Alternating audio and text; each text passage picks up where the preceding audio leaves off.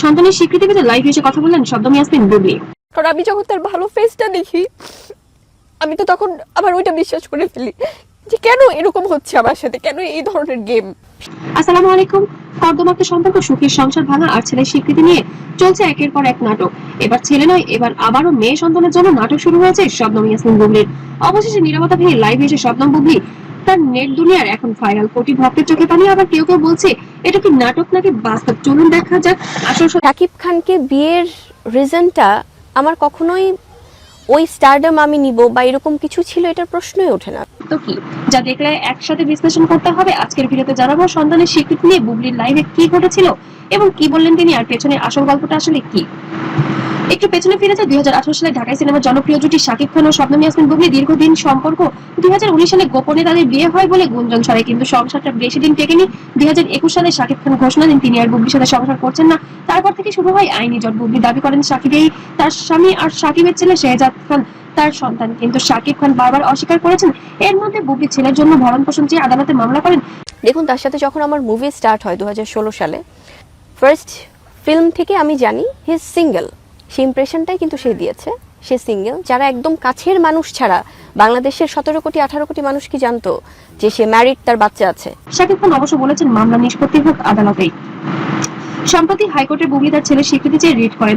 সম্প্রতি আবার শোনা গিয়েছে তাদের নাকি মনের বরফ বলেছিল এবং তারা নাকি আবার এর মধ্যে গোপনেই এক হয়েছিলেন। এবং গত মে মাসে 2026 সালে আবারও একটি সন্তানের মা হয়েছেন শবনম ইয়াসমিন বুবলি। ফেসবুকে একটি পোস্ট দিয়ে সবাইকে জানান দেন বাবা নাকি আবারও সেই শাকিব খানই, কিন্তু শাকিব খানের পক্ষ থেকে এখনো কোনো ফেসবুক পোস্ট অথবা কোনো মিডিয়াতে এসে কিছুই বলেননি। আর সোশ্যাল মিডিয়ার লাইভে এসে বুবলি বলেন, আর সেখান থেকেই তিনি বললেন তা মুহূর্তেই ভাইরাল হয়ে যায়।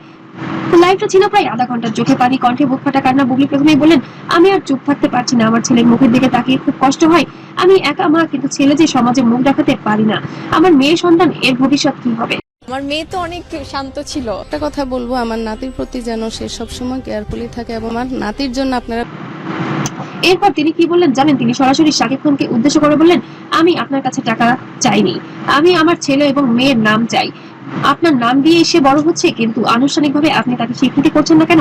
আমার ছেলে এবং মেয়ে, তার অপরাধ কি? আপনার সিদ্ধান্তেই তো সবকিছু হয়েছে। এই বলে তিনি বেশ কয়েক মিনিট কেঁদেছিলেন। তিনি আরো একটি বক্তব্য স্পষ্ট করেন, আমি চাই আমার ছেলে এবং আমার মেয়ে যেন শাকিব খানের সন্তান হিসেবে পরিচিতি পাই। স্কুলে তাকে জিজ্ঞেস করে আপনার বাবাকে, সে চুপ করে থাকে। এই কষ্ট আমি আর নিতে পারছি না। আজ আমার ছেলে বলছে কাল আমার মেয়েও স্কুলে ভর্তি হবে, তখন কি একই প্রশ্নের সম্মুখীন হবে? আপনাদের কাছে প্রশ্ন রেখে গেলাম, যদি আপনার সন্তানের সাথে এমন হতো আপনি মা হিসেবে কি করতেন? আসলে বুবলির এই কথাতেই যেন পুরো দেশবাসী থমকে যায়। আসলেই তো এটি সত্যি কথা যে স্কুলে যখন আমি যে মানুষটাকে বিয়ে করেছি তখন তো সে শুধুমাত্র আমার হাজবেন্ডই ছিল, আমি তাকে সিঙ্গেলই দেখেছি। যখন আমার তার সাথে বিয়ে হচ্ছে তখন সে সন্তানরা পা রাখে, তখন অবশ্যই বাবার পরিচয় জানতে হয়। আর তখন যদি শাকিব খান চুপ থাকেন, এই বিষয়টি বুবলির যেন চরিত্রেই দাগ লাগে। আমি কোনোদিন আপনার বিরুদ্ধে কিছু বলিনি, কিন্তু এবার আমি লড়বো। লাইভের কিছু কথা যেন মুহূর্তেই ভাইরাল হয়ে যায়। শুধু তাই নয়, তিনি ইঙ্গিত দেন, আমার কাছে সন্তান শিকারের প্রমাণ আছে, বাইরে এসে বলতে চাই না, আদালতেই বলবো। এই কথাগুলো বলে তিনি লাইভটা শেষ করেন, কিন্তু রেখে যান হাজারো প্রশ্ন সব মায়েদের কাছে।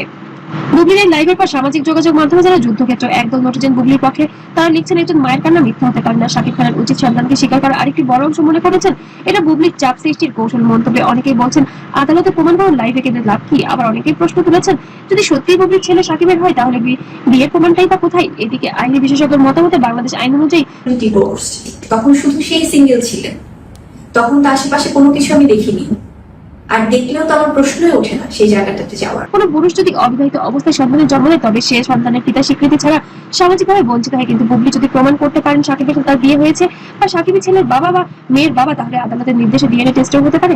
তবে আইনের লড়াইটা দীর্ঘ, আর একজন মায়ের এই আবেগগুলো লাইভ হয়তো তার হতাশারই বহিঃপ্রকাশ। এখন প্রশ্ন হলো, লাইভে এসে কেন খোলামেলা মঞ্চে এত কিছু বললেন? বিশ্লেষকদের মতে কয়েকটি কারণ থাকতে পারে। প্রথমত, আদালতের মামলার সবার দৃষ্টির আকর্ষণ করা। দ্বিতীয়ত, শাকিব খানের ভক্তদের উপর মানসিক চাপ সৃষ্টি করা। তৃতীয়ত, গণমাধ্যমে তার সন্তানকে ঘিরে নেতিবাচক গুজব ছড়ানো বন্ধ করা। আর চতুর্থ, ফিল্ম ইন্ডাস্ট্রি নিজের অবস্থান শক্তিশালী করা। অন্যদিকে শাকিব খানও কিন্তু নীরব নন। এর আগে তিনি স্পষ্ট জানিয়ে দিয়েছেন, বুবলিকে ঘিরে আমার জীবনে আমার সিদ্ধান্ত, আর আমি আইন মেনে চলবো। তার দাবি, বুবলির সাথে তার কোনো সম্পর্ক নেই, বিয়ে হয়নি, এই আদালত ভরসা। উভয় পক্ষের বক্তব্যের মধ্যে ব্যবধানটা এখন আকাশ পাতাল। এই বিরোধের মধ্যেও রাজনীতি থাকুক, একজন নির্দোষ শিশুর কথা তো ভাবতে হবে। শেহজাদ এখন স্কুলে যাচ্ছে, ভবিষ্যতে তার মেয়েও আবার যাবে। এখন তাকে নিয়ে অস্বীকার করার কি আছে? যদি সন্তান হয়ে থাকে তাহলে অবশ্যই শাকিব খানের স্বীকার করা উচিত। আপনার কাছে কি মনে হয়? অবশ্যই কমেন্ট করে জানাতে ভুলবেন না। ভিডিওটি যদি ভালো লাগে অবশ্যই লাইক, কমেন্ট, শেয়ার করবেন এবং ভাইরাল আপডেট পেতে অবশ্যই সাবস্ক্রাইব করে পাশে থাকুন। ততক্ষণ সবাই ভালো থাকবেন, সুস্থ থাকবেন। আল্লাহ হাফেজ।